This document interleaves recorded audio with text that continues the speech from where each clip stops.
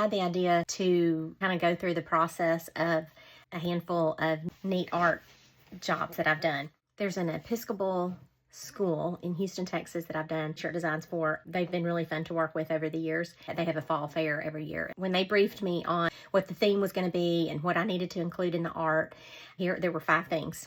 A highland cow, the school colors, pumpkins, bagpipes, and tartan plaid. That's pretty interesting. And every time I look at this drawing, I think about a little cafe in Burleson, Texas, because I sat in that cafe and drew a lot of the elements that ended up being this final design. Once I started formulating ideas in my brain, I kind of wanted there to be reminiscent of like the Celtic look. This is what I came up with. We've got the highland cow, and he's got on a hat. That was one of the things they said too. They wanted the highland cow to have on the cap like their bagpipe team wears.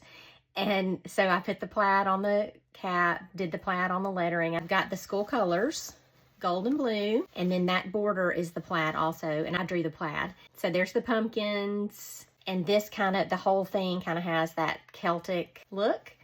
And then there's the bagpipes. I love it. It's one of my proudest designs. I think it is so neat just because of the nature of what they asked me to pull together. That's it. Another note about t-shirts like this for events, when the designer is working with a bunch of sponsor logos for the back of the t-shirt, it's really a feat sometimes to make sure that you get all the logos in there, that they look nice, balanced. And then like if there's 2 orthodontists that were sponsors, you don't want them to be side by side. So that was the back of that t-shirt. This and this was their largest sponsor, so it needed to be large, but there's text and there's, you know, small logos. But anyway, those logo layouts